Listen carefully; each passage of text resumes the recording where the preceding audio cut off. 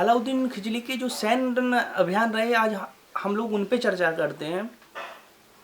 इसने भारत में जो शासन किया, जो निर्यात करने की वस्तु थी, आयात करने की वस्तु थी, वो अधिकतर हमें प्राचीन काल से यूरोप से ही देखने को मिल रही है। यूरोप में भी हमारे मिस्र और फारस में हमने अपनी चीज़ें बेची भी हैं और ख़रीदी भी हैं। इस प्रकार जब अलाउद्दीन का शासनकाल चालू था तो उसने यही सोचा कि हम अपने जो भी सामान वगैरह बनता है वो हम कैसे यूरोप के देशों में भेजें। तो इसने समुद्र मार्ग की खोज की, क्योंकि पश्चिम से तथा पश्चिम से और उत्तर साइड से मंगोल इन पे आक्रमण कर रहा था अलाउद्दीन उस समय पे। तो इसने सबसे पहले जो अभियान चलाया 1297 में अभियान चलाया, तथा गुजरात के रायगढ़ में जो गुजरात के शासक थे रायगढ़, उसको पराजित करने के लिए इनका एक बहुत प्रमुख सेनापति था नुसरत खान को लिए भेजा। नुसरत खान जब वहाँ पर जीत गया, रायगढ़ को पराजित कर दिया, तो 1298 में अपनी सेना लेकर वापस आ रहा था। तो गुजरात के पास ही चंद्रराम नाम का एक व्यक्ति जो हिजड़ा था, उसको 100,000 दीनार में खरीदते हैं। कौन? नुसरत खरीदते हैं। जब अलाउद्दीन के पास लाया जाता है तो चंद्रराम का नाम मलिक कफूर रखा जाता है। तब और जब नुसरत खान पहुंच गए तो नई प्रोग्राम बनता है कि नया युद्ध कहाँ के लिए छेड़ा जाए। तो जानकारी मिलती है कि समुद्र मार्ग के जाने के लिए सबसे पहले हमें रणथंबोर और चित्तौड़ विजय करना है। तो इन्होंने 1301 में रणथंबोर विजय किया। इसी में नुसरत खान मारा जाता है। जब 1303 का समय आता है तो चित्तौड़ पर उस समय राजा रतन सिंह का शासनकाल प्रारंभ था, तथा रानी पद्मावती वहाँ की महारानी थी, जो हमारे राजस्थान का आन बान शान रही हैं। जब राजा रतन सिंह के दो प्रमुख सैनिक थे, उनका नाम हमें इतिहासकार में बहुत ही प्रसिद्धि से देखने को मिलता है। उनके पे राजा की बहस हो जाती है।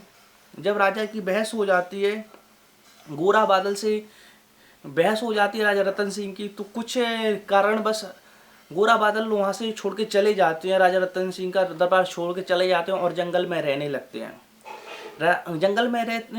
यहाँ पर अलाउद्दीन खिलजी ने पड़ाव डाल दिया महल के बाहर, इनकी राजधानी के पास में, और एक पत्र लिख के भेजता है अलाउद्दीन खिलजी राजा रतन सिंह को। राजा रतन सिंह के लिए पत्र भेजता है कि हम आपसे मित्रता करना चाहते हैं, आप हमारी मित्रता स्वीकार करें और मैं आपके महल में आता हूँ। यह राजा रतन सिंह को पसंद आ जाता है कि मैं महल में जाऊँ।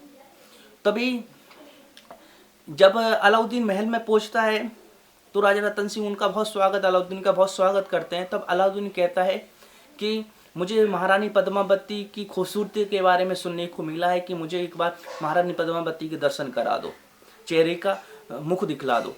तो राजा रतन सिंह कहते हैं कि हमारे यहाँ क्षत्रियानी है जो महारानी है, उनका चेहरा नहीं देख सकता, कोई पराया पुरुष नहीं देख सकता।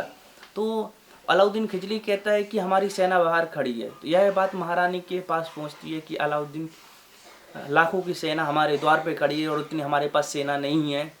तो महारानी पद्मावती कहती हैं कि जल और दर्पण, पहले मैं दर्पण में दिखाऊंगी, दर्पण के जरिए मेरा प्रतिबिंब जल में दिखाई देगा, उससे अलाउद्दीन चाहे तो मेरा चेहरा देख सकता है। इस प्रकार अलाउद्दीन ने उन महारानी पद्मावती का चेहरा देखा। वो उनके मन में इतनी बैठ गया, अलाउद्दीन खिलजी के मन में, कि किसी भी प्रकार महारानी पद्मावती मेरी रानी बने। जब अलाउद्दीन खिलजी पहुंच जाता है और राजा रतन सिंह से कहता है कि आप मेरे खेड़े में आएँ और हम भी आपके लिए भोजन प्रसादी का प्रोग्राम रखते हैं। राजा रतन सिंह उनका यह ऑफर मान लेते हैं और उनके यहाँ जाते हैं। लेकिन अलाउद्दीन एक घात कर देता है। यहाँ पर अलाउद्दीन अपने खेड़े में जो राजा रतन सिंह थे उनको किडनैप कर लेता है, पकड़ लेता है, और एक पद्मावती जी के लिए पद लिखता है कि आप अपना डोला हमारे खेमे में पहुंचाए, तभी मैं राजा रतन सिंह को छोड़ूंगा। जब राजा रतन सिंह हमारे कैद हो चुके पद्मावती के पास एक पत्र पहुंचता है, तो महारानी पद्मावती को गोरा और बादल की याद आती है। गोरा बादल को ढूंढते हुए जंगल पहुंच जाती हैं और जंगल पहुंचती हैं। जंगल जैसे ही पहुंचती हैं महारानी और गोरा बादल के चरणों में गिरती हैं, तब गोरा बादल कहते हैं आप तो हमारी महारानी हैं, आप हमारे पैर कैसे पड़ेंगे। तब ये पूरी स्टोरी बताते हैं। तो गोरा बादल कहते हैं महारानी आप नहीं, हम जाएंगे युद्ध करने। तो तो यहाँ पे रानी पद्मावती बोलती हैं, अलाउद्दीन के लिए पत्र लिखती हैं कि मैं अकेली नहीं, मेरी 700 सहेलियाँ जो हमारे साथ रहती हैं वो आती हैं। जो 700 सहेलियाँ थीं वो गोरा बादल के जो प्रमुख सेनापति राजा रतन सिंह के प्रमुख सैनिक, सेनापति, मंत्री वगैरह ही बन के गए थे। जब ये पहुँचते हैं अलाउद्दीन बहुत खुश होता है, वहाँ से राजा रतन सिंह को छोड़ देते हैं। राजा रतन सिंह अपने महल में आ जाते हैं। जब अलाउद्दीन को पता चलता है कि ये तो इनके सैनिक हैं, जब सैनिक हैं तो गोरा बादल को अलाउद्दीन तथा जो 700 लोग गए थे पूरी बेधर्मी से मार देता है, बेधर्मी से मार देता है। इधर अलाउद्दीन ने जो राजा रतन सिंह का किला था चित्तौड़ को पूरे तरीके से तहस नहस कर देता है। तो महारानी जौहर करने की प्रक्रिया प्रारंभ करती हैं। यहाँ राजा रतन सिंह हमारे जो थे वो युद्ध के क्षेत्र के लिए निकल जाती हैं। जब इन्हें पता चलता है कि हमारे राजा रतन सिंह हारने लगे हैं तो महारानी जो हमारी पद्मावती जौहर कर लेते हैं। हमारी वीरांगना जो भी हुई उन्होंने अपना देह किसी को नहीं दिया, अपना देह संस्कार कर लिया। ऐसी हमारे देश की वीरांगना रही हैं। जौहर उसको कहते हैं जो जलती हुई चिता में खून जाए या जलते हुए कुंड में खून जाए, उसको हमारे राजस्थान में जौहर कहा जाता है। जब अलाउद्दीन चित्तौड़ को जीत जाता है तो उसका नाम खिरचाबाद रखता है। कहा जाता है कि मलिक कफूर था जो हिजड़ा था, उसको 1307 में देवगिरी युद्ध के लिए भेजते हैं कि इसका प्रमुख साथी नुसरत था, वो मारा जाता है अलाउद्दीन का। तो जो मलिक कफूर था उसके पूरा ही जोर उस पर ही आ गया था। कहा जाता है कि इसने 1307 में देवगिरी पे आक्रमण किया। वहाँ के रामचंद्र शासक हुए। रामचंद्र शासक इतने वीर थे कि उन्होंने अलाउद्दीन को लड़ने के लिए बहुत जोर लगाया।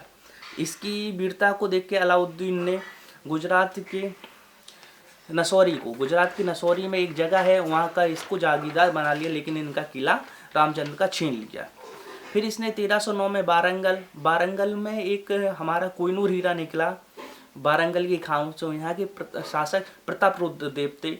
प्रतापरुद्रदेव से अलाउद्दीन का युद्ध होता है तो प्रतापरुद्रदेव युद्ध में हार जाते हैं और अपनी सोने की एक प्रतिमा बनाते हैं और उस पर जंजीर रखते हैं, जंजीर बांधते हैं और कोहिनूर हीरा अलाउद्दीन के दरबार में भेज देते हैं। कहीं कहीं मिलता है कि उन्होंने युद्ध किया, कहीं कहीं पढ़ने को मिलता है कि उन्होंने युद्ध नहीं किया। फिर इसके बाद 1310 में होलकर वंश की राजधानी समुद्रद्वार को नहीं जीत पाया अलाउद्दीन। होलकर वंश की जो आसपास की जमीन थी उस पर इसने कब्जा कर लिया। कहा जाता है कि 1310 में मलिक कफूर ने पांडवों की राजधानी जैसे चेरचोर पांड जो 3 संगम वंश की राजधानियाँ थीं, उसके जो वंशज थे उसके पांड वंश की राजधानी मुंदेर को जीत लेते हैं। कहा जाता है कि अलाउद्दीन के 4 सेनापति बहुत प्रमुख रहे हैं, जफर खान, नुसरत खान, उगुल खान और मलिक कफूर। जो मलिक कफूर था जो गुजरात अभियान में जीता गया था 1000 दिनार में। कहा जाता है कि जो मलिक कफूर था यह अलाउद्दीन का स्त्री के रूप में, यह अलाउद्दीन मानता था कि स्त्री के रूप में इसको रखता था। कहा जाता है कि जो 4 इसके जो सेनापति थे वो खलीफा के पैगंबरों से इसकी कल्पना करते थे। कहा जाता है कि जो जफरत था वो मंगोलों के आक्रमण के कारण मारा गया। 1316 में अलाउद्दीन की खुद की मृत्यु हो जाती है। कहा जाता है कि अलाउद्दीन की मृत्यु के रहस्य के बारे में कहीं कहीं पढ़ने को मिलता है कि उसके दरबारियों ने उनको जहर दे दिया, कि उसकी इतनी तंग करके रखा था हद से ज़्यादा। कहीं कहीं मिलता है कि बीमार होके मर गया, चेचक से मर गया। अलग अलग इतिहासकार अलग अलग कल्पना की है। भरनी ने भी अलग अपनी एक टिप्पणी में कहा है कि इसको तलवार घोंप के मार दिया गया। इतिहासकार अपनी अपनी राय में कभी भी अभी सिद्ध नहीं कर पाया कि अलाउद्दीन कैसे मारा गया। जय हिंद दोस्तों।